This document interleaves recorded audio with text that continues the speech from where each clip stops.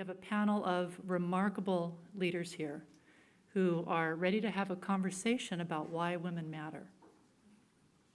Our moderator is Ann Staines. She's the president of Nabo, California, the National Association of Women Business Owners. She is the owner of a social change marketing firm that was just added to the Forbes list of fastest growing companies in the country. She promotes women's leadership in her community and believes that women are the answer, and they definitely matter. So I'd like to have us welcome Ann Staines and her panel, Julie Chavez-Rodriguez, whom we've met earlier today, the California State Director for Senator Kamala Harris, Elaine Whitefeather, Executive Director of the Community for Peace, and Jennifer Siebel-Newsom, who set the stage for this panel conversation. Please give them a welcome.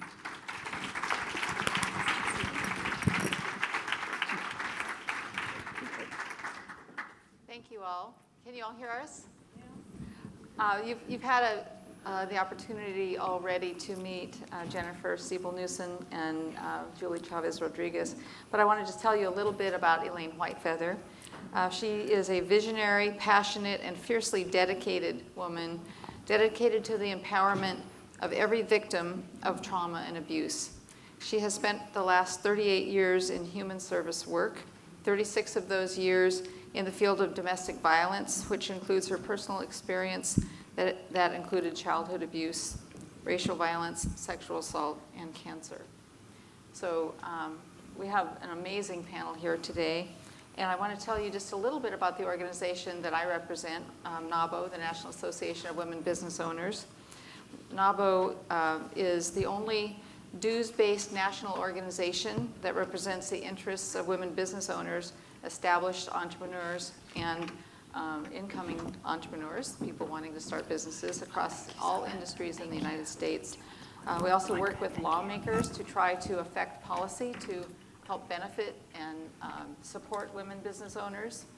And how many of you here are seasoned enough to remember that 25 years ago, women could not get a line of credit in their own name for their own business? Yep, I could not. 28 years ago, I bought my husband a car for our anniversary, and I couldn't sign the loan. I had to get him to sign it. It was supposed to be a surprise. Wow. Nabo is the organization that changed the law so that women can get credit in their own name. So we're working to...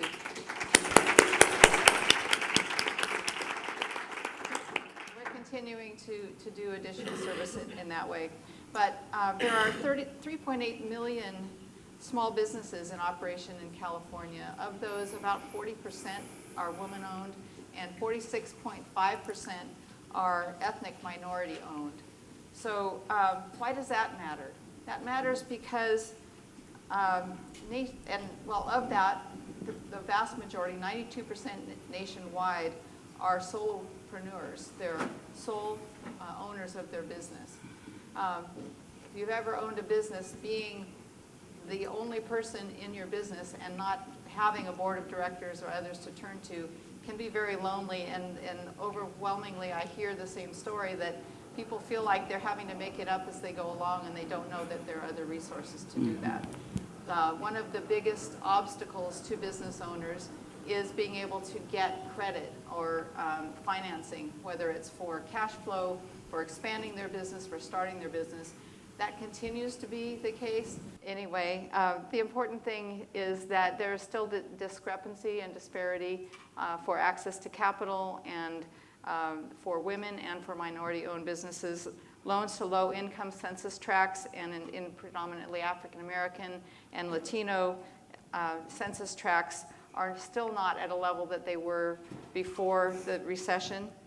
And it also matters for our country because the small businesses are a huge employer for the rest of our country. So all of those are just sort of background on why I'm here today.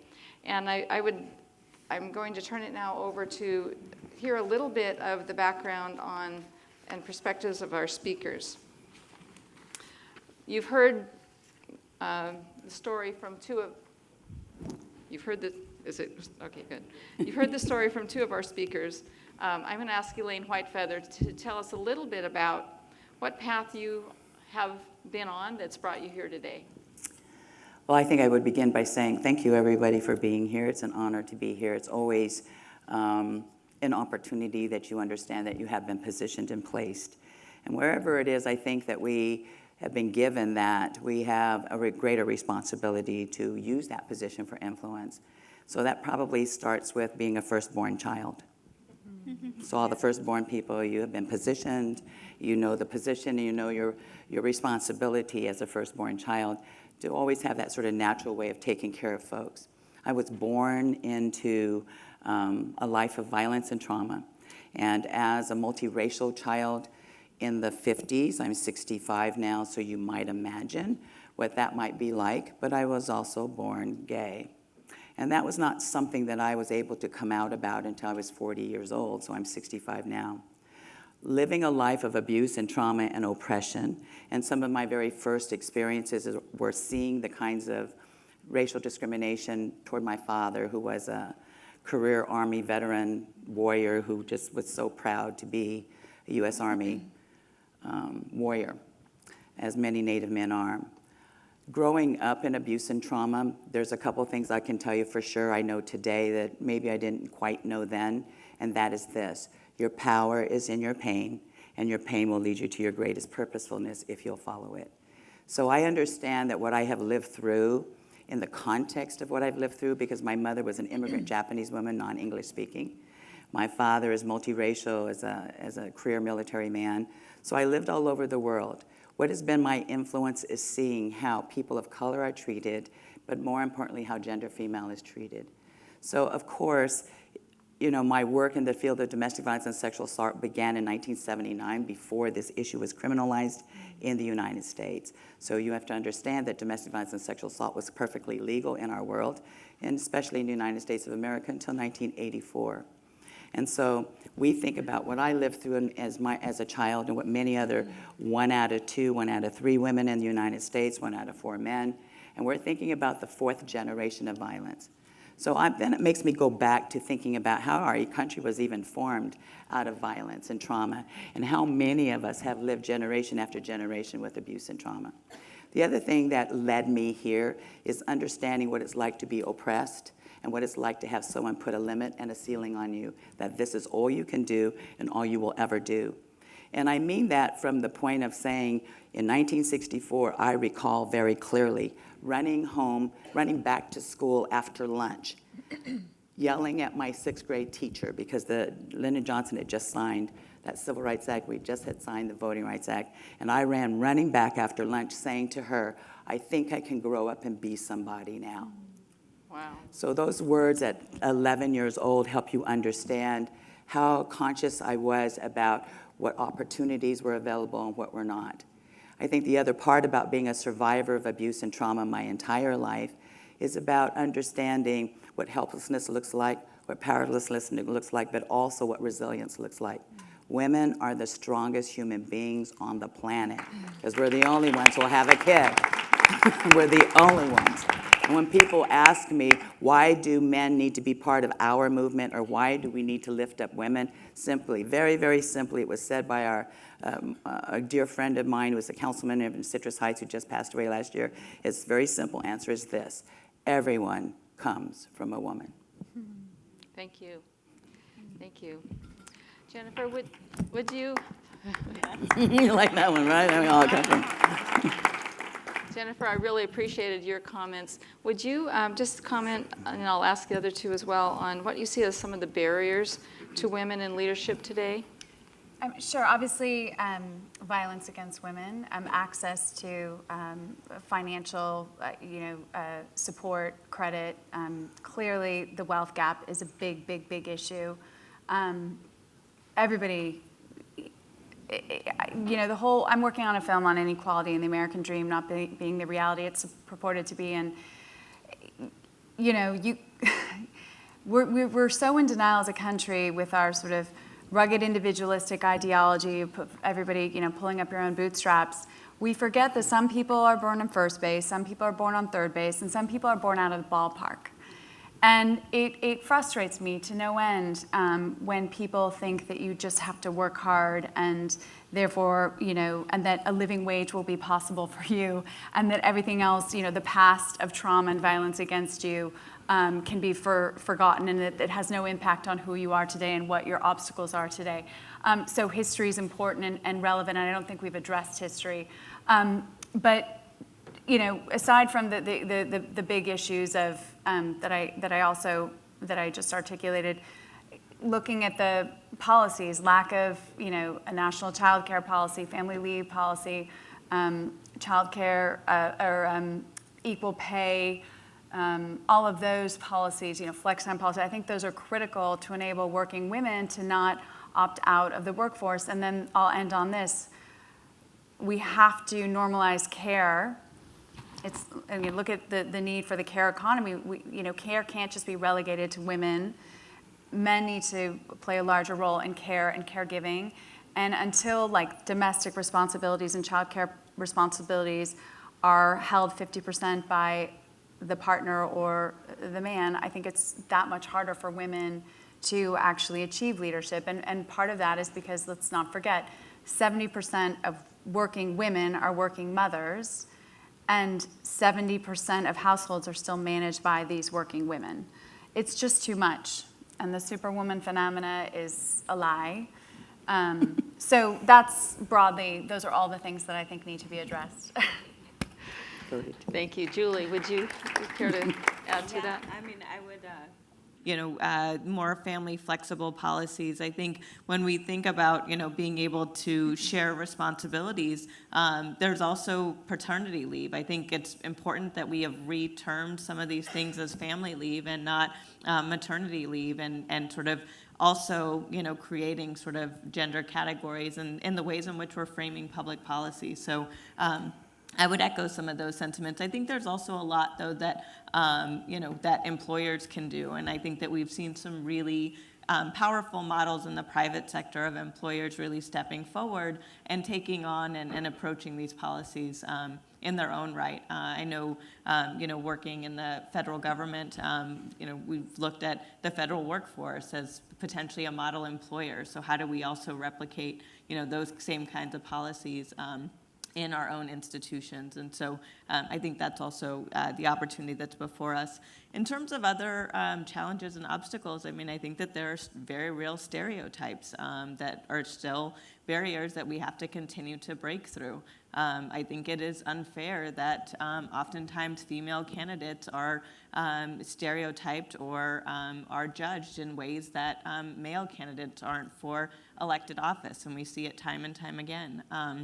Or the ways in which leadership from a female perspective is supposed to be exercised as opposed to leadership from a male perspective. And so I think it's upon all of us to, challenge our own assumptions and to also challenge ourselves to step into these sort of new roles and new opportunities, and to be able to role model leadership, because it's important. And I know, I don't know if Dolores is still here, but I know the path that she had helped to pave for myself and so many others, other females in particular, in the farm worker movement. And so that's sort of the path that now we have to continue to, pave or cement, or whatever the appropriate sort of analogy is. But I think those are also important steps forward. I get mine. And Elaine? I would add a perspective that is probably affirming them and without having to repeat. So I'm going to stretch this a little bit to go to a place of looking at it from a spiritual point of view. Women need to be seen as sacred. Just the end. We need to be seen as sacred. And one of the best ways in our nation we can do that is pass an ERA. When Tajikistan has an ERA and we don't even have one, this is a problem. And when I got younger women in their 30s and 40s who don't even know what an ERA is, then this is a problem. We have to begin by seeing women as sacred, all women as sacred. And that means that our laws need to reflect that, and our policies need to reflect that. But more importantly, our conversations at our tables in our homes need to reflect that. And our commercials need to reflect that. And we need to understand that because we all do come from women, and the Earth Mother herself is a woman, is feminine. She supports and nurtures us all. So when we begin to understand that women are sacred, we begin to understand that all life is sacred.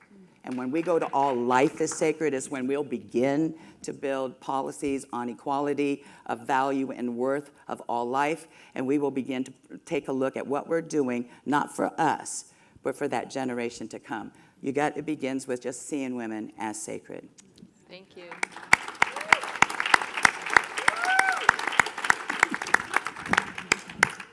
So looking at it from a positive perspective, Julie, what would you say are some advances or progress that you're seeing that give you optimism for women? Well, I would say definitely seeing women leadership in all different sectors. I mean, obviously, I work in government and the political sector. I think seeing a fierce leader like my boss, Senator Kamala Harris, out there every day representing California is sort of tremendous progress, and it's continuing to break down barriers as well. And I would say that's true, across the spectrum, and I'm sure we can name countless, political leaders that are up and down the state of California. And I know folks have been challenging, others to think about, what roles are we going to take on as women, whether it is running for school board or whether it is, running for city council or stepping into, again, those new leadership opportunities. And we've seen a huge wave of progress across that. I mentioned earlier, I think we've seen again, folks in, whether it's companies or nonprofits or, other sectors of government really taking on a much more family-friendly approach to their own workplace policies. It doesn't just warrant sort of federal action. There's ways that we can continue to create that kind of groundswell and then demand that that there are sort of policies in place at the local and federal level to be able to reinforce that. So I think that's a lot of the progress that I'm seeing, and it's having a real impact because you see, women able to manage and balance, I think, the multiple sort of and important roles that they want to play throughout their lifetime. And we shouldn't have to choose between being a good mom and being successful in our job. We should be able to have the opportunity for both. Right. Elaine, would you like to Sure. comment? I think that the thing that I find to be most positive about us as women and us in this world is that I believe that we're beginning to get the understanding of the power of sisterhood and the power of lifting each other up and working together rather than to tear ourselves down and compete with one another. So that, to me, is very helpful and useful. But I also think that for women, we are very much finding our bigger, bolder, braver voices and empowering other women to use their bigger, bolder, braver voices, especially our young girls. And when we can move together, not to coin any particular person, but we are stronger together, just saying. And I think women have always known that throughout the world. So my work has been international. I can tell you in every country I've lived in every country I've worked with women on gender-based violence. We did it together because women just do the extra thing we know how to do. We're mothers. You don't let your baby starve. You go figure out a way to make it happen. We're women. We do not let another woman take a black eye if we don't have to. So we're going to stand together. And the thing that makes me happy today is that we're bigger, bolder, and braver, and I'm asking us all to get even bigger, bolder, and even more braver. And I'm asking the men, yell right along with us, would ya? Because this is about your daughter and your granddaughter and your sister and your mother.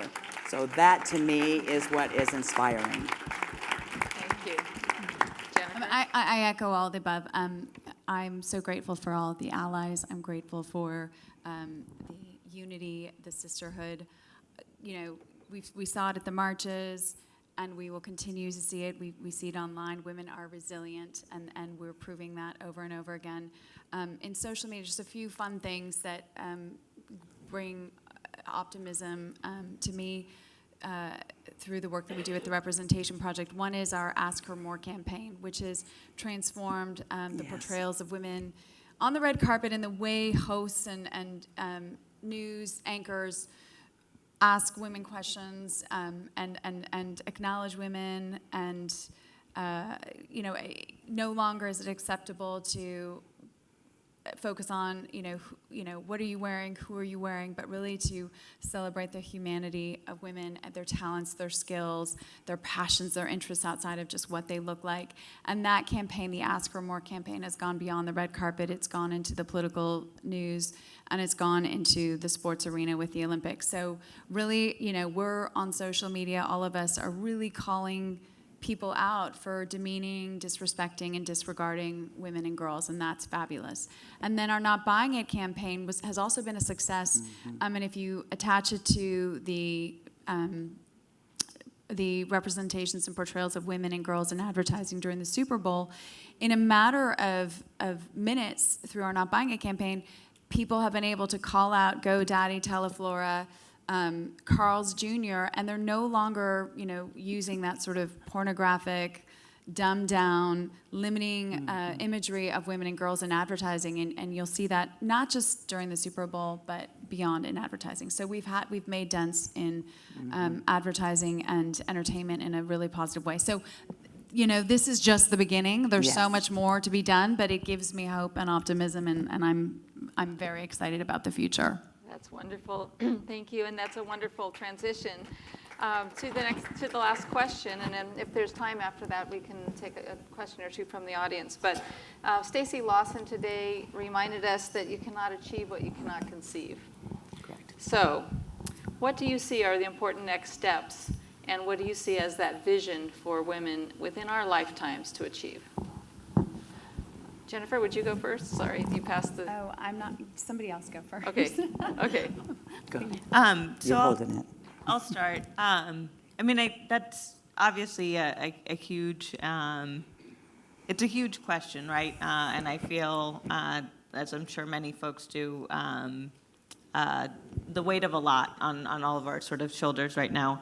But I do feel like the vision that I see, and I mentioned this a little bit in my comments earlier, the opportunity that's upon us is really to be able to come together and to build stronger coalitions. I think what we've seen coming out of so many times where we felt as though some of the core of our country has been under attack has been, I think, a much stronger and better sort of future for everyone, both on the public policy arena, but also in terms of our institutions in our communities and the ways in which we come together.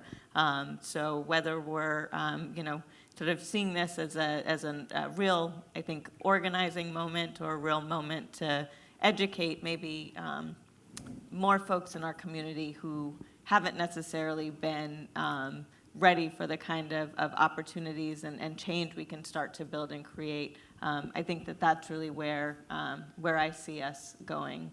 Opportunities to actually do something around our immigrant community by passing the DREAM Act. Opportunities around enacting bail reform and having that lead to even more ways of changing our criminal justice system.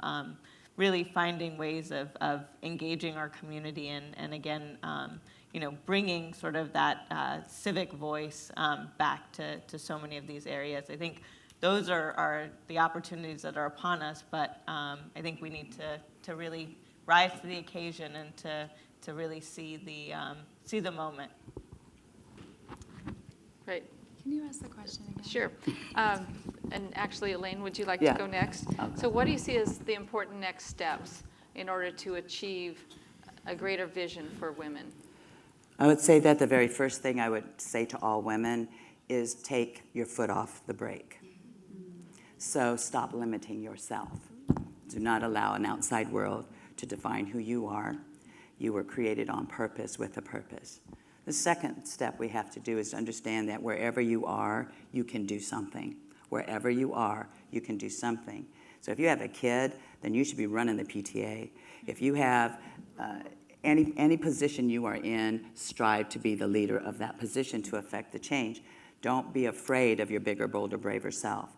And the second thing is that, sometimes we have a vision, but we don't create the mission for ourselves. We don't create the objectives and the goals, or we don't set a task for ourselves. So a vision without a task is going to just be a dream. A task without a vision is going to be a drudgery. But when you put a task and a vision together, it is the hope of the world to change. Don't forget, ladies, we're all about the next generation. So we can't, what was not done for us must be done for those who are coming behind us. That's how we'll change it.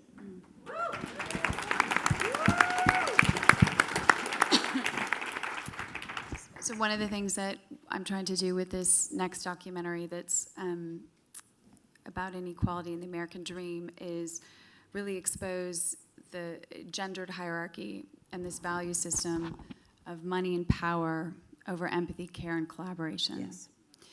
And I want to just, I think that when we sort of disrupt this value system of power dominance, money, control over empathy, care, and collaboration, and we really elevate empathy, we elevate care, we elevate the care economy, we will elevate women, and we will elevate care and the whole humanity of men. So it's this disruption and this elevation of care and love and partnership and unity and oneness and our common humanity. And I think that's what gives me hope and inspiration. And if we can disrupt that value system, I mean, you know, America can be the country that it, I think, set out to initially be. That's fabulous. Thank you. Thank you, ladies.